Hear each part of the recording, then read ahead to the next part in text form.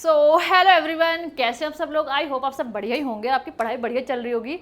तो भाई आज जो है मैं आपके लिए डिटेल्ड इन्फॉर्मेटिव वीडियो लेके आई हूँ about the most popular and most prestigious and most demanding university among the students. तो वो कौन सी है? वो है बनारस हिंदू यूनिवर्सिटी। तो भाई कमेंट बॉक्स में ना इस यूनिवर्सिटी के बारे में बहुत सारे डाउट्स थे स्टूडेंट्स के कि मैम इसमें कौन कौन से कोर्सेज होते हैं, क्या इसके कोर्सेज का एलिजिबिलिटी क्राइटेरिया होता है ना, क्या इसमें एज लिमिट है, क्या इसका फीस स्ट्रक्चर है। तो ये सब चीज़ें जो आज हम डिस्कस करेंगे, ठीक है। तो चलो स्टार्ट करते हैं। तो देखो सबसे पहले जो बनारस, हाँ इसमें हम क्या क्या डिस्कस करेंगे, इसका एडमिशन प्रोसेस क्या है, इसकी जो है NIRF रैंकिंग क्या है, सब्जेक्ट कॉम्बिनेशन आप क्या ले सकते हो इसमें, उसके बाद इसका एलिजिबिलिटी क्राइटेरिया क्या है सब्जेक्ट कॉम्बिनेशंस के साथ साथ, उसके बाद कोर्सेज एंड सीट्स की बात करेंगे, ठीक है। तो चलो स्टार्ट करते हैं। तो देखो सबसे पहले हम ये चीज़ समझते हैं कि भाई बनारस हिंदू यूनिवर्सिटी इतनी फेमस क्यों है, किस चीज़ के लिए जानी जाती है सबसे ज़्यादा। तो देखो सबसे पहले अगर हम बात करें इसके एकेडमिक रिकॉर्ड्स की, सबसे पहले तो ये इसके एकेडमिक एक्सीलेंस की वजह से जानी जाती है। इसमें जो है नंबर ऑफ कोर्सेज जो है आपको देखने को मिलेंगे। इसमें जो है आपका BA हो गया, BSc, साइंस से रिलेटेड, इंजीनियरिंग से रिलेटेड है ना, टेक्नोलॉजी से रिलेटेड, रिसर्च वगैरह से, मतलब आपको हर तरह के कोर्स जो आप इसके अंदर कर सकते हो, ठीक है। उसके बाद इसका कल्चरल सिग्निफिकेंस भी है। भाई देखो ये आपको पता है कहाँ पे सिचुएटेड है, ये वाराणसी में है। वाराणसी क्या एक होली सिटी है। कितने ज़्यादा टेम्पल्स वहाँ पे प्रेजेंट हैं, कितने म्यूजियम्स वहाँ पे प्रेजेंट हैं, है ना। तो बट टेम्पल्स और म्यूजियम के लिए काफ़ी ज़्यादा जानी जाती है। वहीं बात करें इसके हिस्टोरिकल सिग्निफिकेंस की, तो भाई इस यूनिवर्सिटी ने जो इंडियन इंडिपेंडेंस मूवमेंट था ना, उसमें भी मतलब मेन रोल है ना, मेन रोल पार्टिसिपेट, मतलब उसमें भी इसने पार्टिसिपेट किया था, ठीक है। And it is one of the largest residential university in Asia. ये जो है लार्जेस्ट रेजिडेंशियल यूनिवर्सिटी है एशिया की। इसमें जो है कम से कम आप कहते हो 30,000 से ज़्यादा स्टूडेंट जो इसके कैंपस में रहते हैं, ठीक है। उसके बाद नोटेबल एलुमनाई, इसमें क्या है कि अगर इसमें जो स्टूडेंट्स पढ़ के गए हैं ना, तो मतलब आप उसको हर फील्ड में देख सकते हो। वो साइंटिस्ट भी हैं, वो किसी टेक्नोलॉजी से रिलेटेड फील्ड में भी हैं, वो पॉलिटिशियन भी हैं, है ना। तो मतलब उसको ना आप हर फील्ड में देख सकते हो, डॉक्टर, इंजीनियर, हर फील्ड में देख सकते हो एक रिकॉग्नाइजेबल पोजीशन पे, ठीक है। उसके बाद रिसर्च एंड इनोवेशन में भी काफ़ी ज़्यादा मेन रोल प्ले करती है ये यूनिवर्सिटी, ठीक है। अब चलो हम बात करते हैं, अब हम बात करते हैं इसकी NIRF रैंकिंग की। भाई इसकी रैंकिंग क्या है, तो देखो अगर इसकी रैंकिंग की बात करें तो ये जो है 5th नंबर पे आती है अमंग ऑल द यूनिवर्सिटी। जो इसकी रैंकिंग है वो कितनी बता रखी है, 5th नंबर पे आती है। और एग्रीकल्चर एंड एलीड सेक्टर जो कैटेगरी है उसमें ये 4th नंबर पे आती है, ठीक है। उसके बाद इसकी और अगर हम रैंकिंग की बात करें तो अगर इसकी ओवरऑल यूनिवर्सिटी रैंकिंग देखें तो 5th नंबर पे है। एग्रीकल्चर एंड एलीड सेक्टर में अगर हम देखें तो ये 4th नंबर पे है। इंजीनियरिंग में देखें तो 10th नंबर पे है। लॉ में अगर हम देखें तो 7th नंबर पे है ये। साइंस में अगर हम देखें 25th नंबर पे है। डेंटल में देखें 25th number. And management institute के अगर उसमें देखें हम रिगार्डिंग उसके, तो ये 47th नंबर पे आती है, ठीक है। तो ये क्या होगी, इसकी रैंकिंग हो गई। अब देखो बात करते हैं इसके एडमिशन प्रोसेस की कि भाई इसमें जो आप एडमिशन कैसे ले सकते हो। तो देखो सबसे पहले क्या पता होना चाहिए आपको, सबसे पहले तो CUET यहाँ पे जो है, अब क्या है most of the universities and colleges क्या कर रहे हैं, जो CUET का स्कोर कार्ड है उसको एक्सेप्ट कर रहे हैं, ठीक है। तो सबसे पहले क्या करना है आपको, CUET का रजिस्ट्रेशन फॉर्म फिल कर देना है, उसका फिर एग्ज़ाम दोगे। उसके बाद क्या होगा, उसका स्कोर कार्ड रिलीज हो जाएगा। फिर उसके बाद जो है आपका जो है एडमिशन प्रोसेस जो है स्टार्ट होता है, ठीक है। तो अगर हम बात करें आपको जैसे BHU में एडमिशन लेना है तो उस पर आप क्या करोगे, उसमें जो है आप अपने आप को रजिस्टर करते हो। एक इनका भी पोर्टल होता है, जैसे हमने दिल्ली यूनिवर्सिटी का पोर्टल देखा था, CSUS पोर्टल वहाँ पे हमने देखा था ना। तो ऐसे यहाँ पे जो है, जैसे वहाँ पे CSUS पोर्टल था, ऐसे यहाँ पे भी है पोर्टल इनका, वो है CAP UG। इसका जो है यहाँ पे CAP UG पोर्टल सिस्टम है। क्या है इसका, कॉमन, इसको कॉमन या इसको कंबाइंड भी बोल देते हैं, कंबाइंड अलॉटमेंट प्रोग्राम, है ना। कंबाइंड अलॉटमेंट प्रोग्राम है ये CAP UG 2025 और BHU। तो ये क्या होता है, जब स्कोर कार्ड आपका रिलीज हो जाता है CUET का, तो तब उस टाइम पे BHU जो है अपना ये CAP पोर्टल सिस्टम जो है, इसका CAP और ये CAP एडमिशन पोर्टल सिस्टम जो है इसको रिलीज़ कर देते हैं। ये ओपन हो जाता है। फिर वहाँ क्या करना पड़ेगा आपको, जाके जो है वहाँ पे अपने आप को रजिस्टर करना पड़ेगा, ठीक है। रजिस्टर करने के बाद फिर उसमें जो है आप अपनी प्रीफ्रेंसेस फिल करोगे कि आपको कौन कौन से किस कोर्सेज में आपको जाना है, कौन से उसके कॉलेज में जाना है, ये सब आप प्रीफ्रेंस उसके अंदर फिल करोगे। उसके बाद क्या होगा, सीट अलॉटमेंट वाला प्रोसेस चलेगा। एंड एडमिशन वाला प्रोसेस चलेगा। किसके बेसिस पे?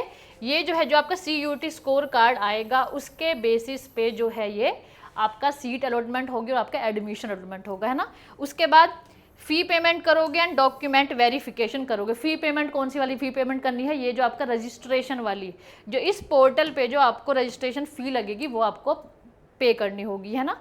उसके बाद डॉक्यूमेंट का वेरिफिकेशन, ऑनलाइन डॉक्यूमेंट का वेरिफिकेशन चलेगा पहले, जो भी मतलब वहाँ पे डॉक्यूमेंट्स आपके चाहिए होंगे, जैसे आपका कैटेगरी सर्टिफिकेट, 10th की मार्कशीट, है ना। तो इस टाइप से जो आपके सारे जो है वहाँ पे आपका प्रूफ वगैरह, मतलब ये सब चीज़ें वहाँ पे जो है आप अपने अपलोड कर दोगे ऑनलाइन, ठीक है। उसके बाद जो आपका ऑफर लेटर, अगर ये सब आपका एक्सेप्ट हो जाता है ना, CUET स्कोर कार्ड से आपने जो मतलब एलिजिबिलिटी मीट कर दी है, आपने जो है मतलब उसकी कट ऑफ जो कॉलेज की वो मीट कर दी है, तो आपका जो है वहाँ पे ऑफर लेटर जो है वो जनरेट हो जाता है। उसके बाद जो आपके फिजिकल डॉक्यूमेंट्स का मतलब ये है कि आप जाके वहाँ पे, है ना, यूनिवर्सिटी जाके जो है आप अपने प्रूफ दोगे, वहाँ पे अपने डॉक्यूमेंट्स को वेरीफाई करवाओगे, और उसके बाद जो है आपका ये वेरिफिकेशन होने के बाद जो आपका एडमिशन हो जाएगा। फिर उसके बाद जो एडमिशन, किसी पर्टिकुलर कोर्स के एडमिशन की फीस है वो आप पेमेंट कर दोगे, उसके बाद ना आपकी सीट जो है आपको अलॉट हो जाएगी, ठीक है। तो ये क्या था? ये पूरा एक एडमिशन प्रोसेस था BHU का, ठीक है। अब देखो हम बात करते हैं इसका फीस स्ट्रक्चर। जो ये आपकी काउंसलिंग फ़ी है ना, काउंसलिंग फ़ी आपकी कितनी होगी? तो अगर हम बात करते हैं general, OBC and EWS category की, तो वहाँ पे रजिस्ट्रेशन फ़ी होती है आपकी 300 रुपीज़, है ना। 300 रुपीज़ होती है फॉर एवरी एडिशनल कोर्स। देखो 300 रुपीज़ तो आपकी वैसे होगी, लेकिन अगर कोई आपका एडिशनल कोर्स भी अगर वहाँ पे आप फिल कर रहे हो तो उसमें आपके 100 रुपीज़ जो है एक्स्ट्रा ऐड हो जाएंगे, ठीक है। वहीं बात करें SC ST एंड PWD के उसमें कैटेगरी में, तो उसमें जो है 150 आपकी जो है ये रजिस्ट्रेशन फ़ी होगी, और उसमें जो है आप सब्जेक्ट ऐड करने पे, है ना, एडिशनल कोर्स के लिए आपको 50 रुपीज़ एक्स्ट्रा पेमेंट करनी पड़ेगी, ठीक है। वहीं अगर हम बात करें पेड सीट, अब आप कंफ्यूज हो रहे होगे मैम पेड सीट क्या है ये? तो देखो एक तो होती है नॉर्मल सीट, एक तो होती है रेगुलर सीट। देखो हम सीट की अगर हम बात करें यहाँ पे, तो सीट भी यहाँ पे 2 टाइप की हैं, एक तो होती है रेगुलर सीट और एक होती है पेड सीट। तो जैसे फॉर एग्जांपल, जैसे कोई रेगुलर सीट किसी कोर्स के लिए किसी कॉलेज में रेगुलर सीट जैसे 100 हैं, 100 जैसे रेगुलर सीट है, तो ये मान सकते हैं इनका 15% एक्स्ट्रा सीट जो होती हैं वो क्या होती हैं? वो होती है उसकी पेड सीट। तो जैसे हम कह सकते हैं जैसे किसी कोर्स के लिए 15 जो है वो पेड सीट्स हैं, तो अगर जो है बाई चांस आपका जो है रेगुलर सीट में आपका नहीं हो पाता है, तो आप जो है पेड सीट का प्रेफरेंस देके आप अपने वहाँ पे एडमिशन करवा सकते हो। लेकिन वहाँ पे क्या होता है, फीस जो है थोड़ी आपकी नॉर्मल एक रेगुलर सीट के कंपैरिजन जो है फीस आपकी वहाँ पे थोड़ी ज़्यादा होती है। कट ऑफ की वहाँ पे बात करें तो कट ऑफ जो है थोड़ी बहुत ऊपर नीचे जाती है, बस 2-4% आपकी ऊपर नीचे जाएगी, लेकिन कट ऑफ भी ऑलमोस्ट सेम रहती है। लेकिन बस ये क्या होगा कि आप पेड सीट से जो है अपने एडमिशन को, अपनी सीट को सिक्योर कर सकते हो एक्स्ट्रा फी देकर, है ना।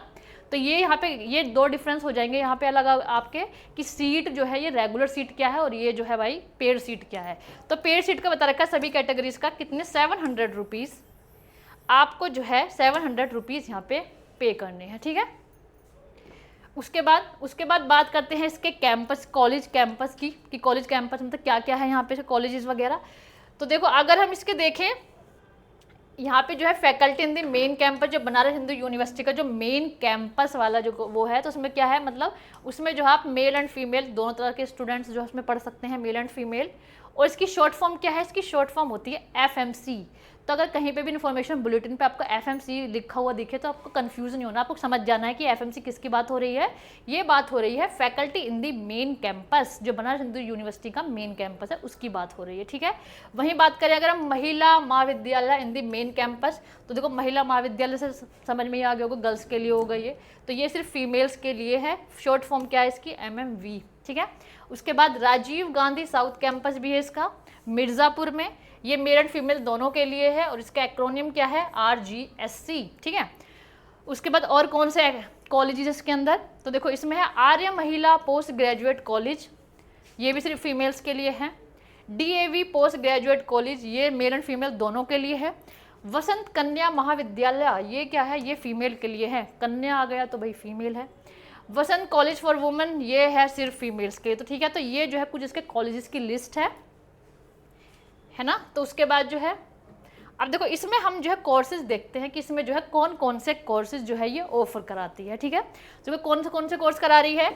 BA आर्ट्स में, सोशल साइंस, है ना, BCom honours, financial market management, BSc agriculture में, bachelor of veterinary science and animal husbandry, BA LLB, LLB bachelor of law, bachelor of physical education, BPA, है ना।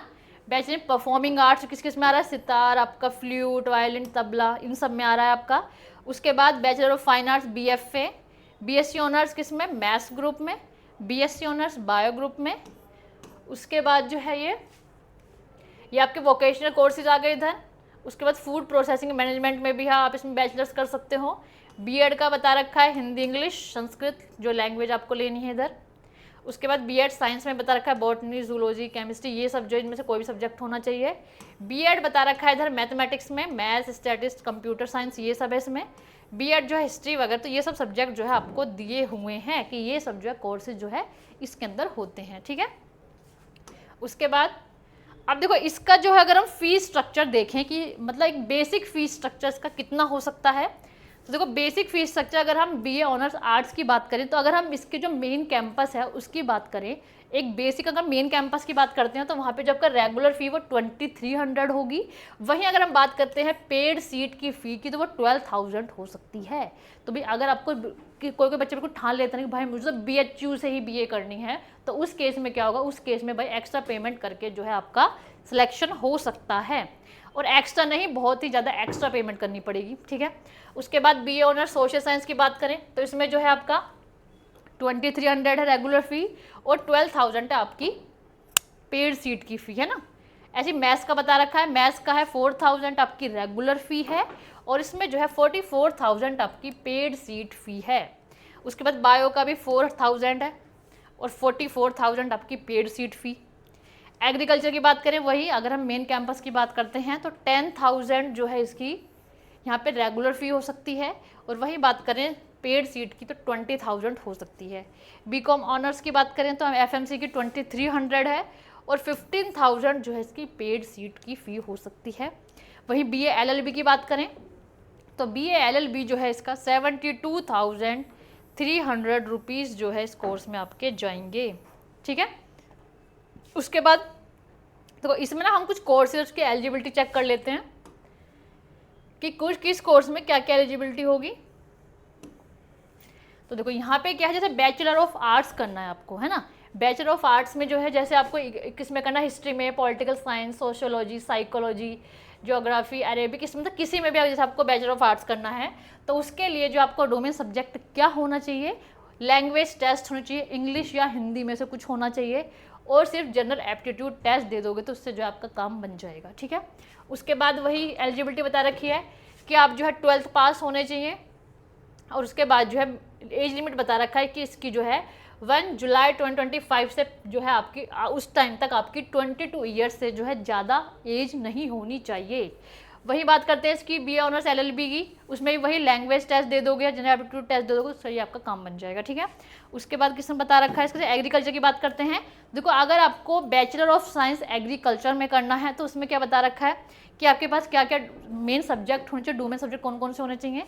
सिर्फ अगर आप इसमें 3 डोमेन सब्जेक्ट ले लेते हो जैसे कि केमिस्ट्री, मैथमेटिक्स, फिजिक्स, तो इससे भी आप कर सकते हो, या फिर ये वाला कॉम्बिनेशन ले सकते हो, बायो केमिस्ट्री फिजिक्स वाला कॉम्बिनेशन। अगर आपके पास 12th में बायो है, बायोलॉजिकल साइंस है, बायोटेक्नोलॉजी है, बायो केमिस्ट्री है, तो उससे भी आपका काम बन जाएगा, ठीक है।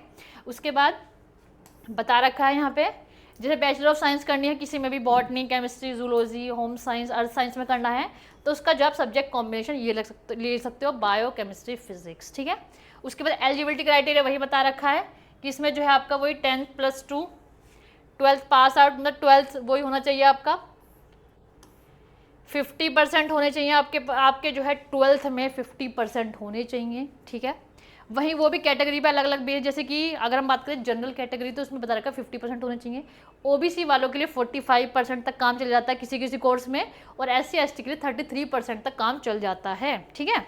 उसके बाद एज लिमिट की बात बता रखी है इसमें कि एज लिमिट जो है 16 ईयर से कम नहीं होनी चाहिए और 25 ईयर से ज़्यादा नहीं होनी चाहिए ऑन 1 जुलाई 2025, ठीक है। उसके बाद क्या बता रखा है, उसके बाद जो है यही वही अगर केमिस्ट्री वगैरह करना चाहते हो, बैचलर ऑफ साइंस,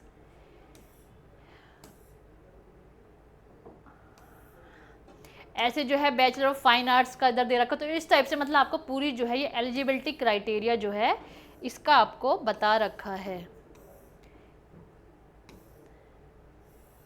ठीक है।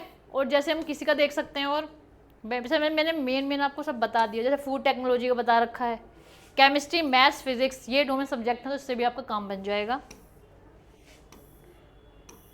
ठीक है। जैसे एलएलबी का बता रखा है, एलएलबी में सिर्फ आपको लैंग्वेज टेस्ट, और यहाँ पे जो है लैंग्वेज जो है इन्होंने कंपलसरी कर रखा है कि या तो आप हिंदी ले सकते हो या फिर आप इंग्लिश ले सकते हो, इनमें से आपको एक लैंग्वेज लेनी पड़ेगी। और उसके बाद जो है एलएलबी करनी है तो उसमें जनरल एप्टीट्यूड टेस्ट दे दोगे, उससे आपका काम बन जाएगा। ठीक है।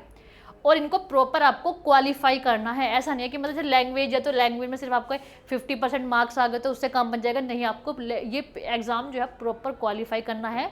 लैंग्वेज वाला एग्ज़ाम भी जो है आपको प्रॉपर क्वालिफाई करना पड़ेगा। ठीक है। तो ये जो है अब हमारा इसमें जो है ये डिटेल्ड इन्फॉर्मेशन जो है मैंने इसकी बनारस हिंदू यूनिवर्सिटी की दे दी है। इसमें जो आप क्या क्या कोर्सेज कर सकते हो, है ना, क्या क्या कौन कौन से कॉलेजेस आ रहे थे, फीस स्ट्रक्चर क्या था, है ना, तो ये सब जो है मैंने आपको डिटेल्ड इन्फॉर्मेशन इसके बारे में बता दी है। और अगर आपको अब भी कोई डाउट है रिगार्डिंग दी यूनिवर्सिटी तो आप जो है कमेंट बॉक्स में बता देना, मैं उस पर ट्राई करती हूँ, सेपरेट वीडियो बना दूंगी।